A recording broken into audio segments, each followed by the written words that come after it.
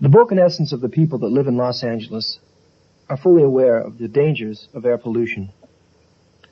Air pollution is something that has become increasingly more of a threat to all of us over the last 10 years, especially in the last 5 years since the growing industry demands, the growing automobiles, the population.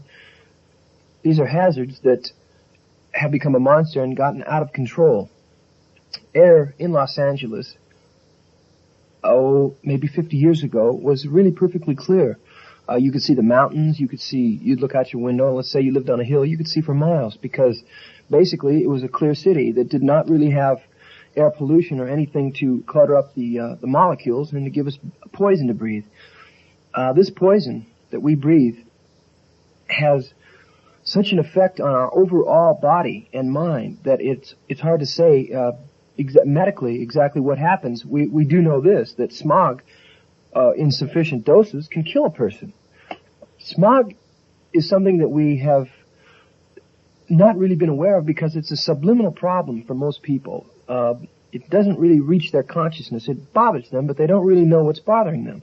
For this reason, each individual really can't stay on this problem and tackle it, because I'll tell you one thing, smog will come in, let's say, in summer and fall. Okay, so there's a couple bad days of smog. Fine, everybody does their best to cope.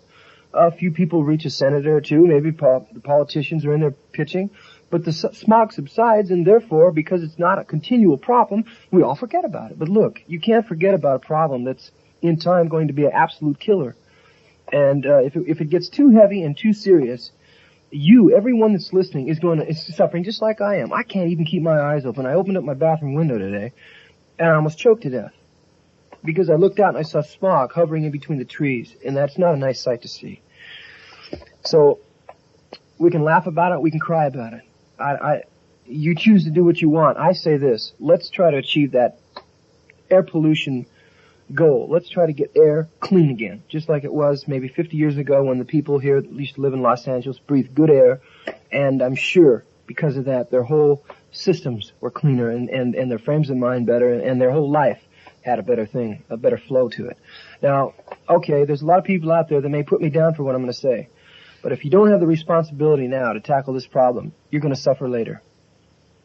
Thank you. I'd like to add something to what I just said. I talked a lot about seeing. I didn't mention much about the breathing problem. Now, there are asthmatics. I've known like 2 asthmatics in my life, people who have asthma.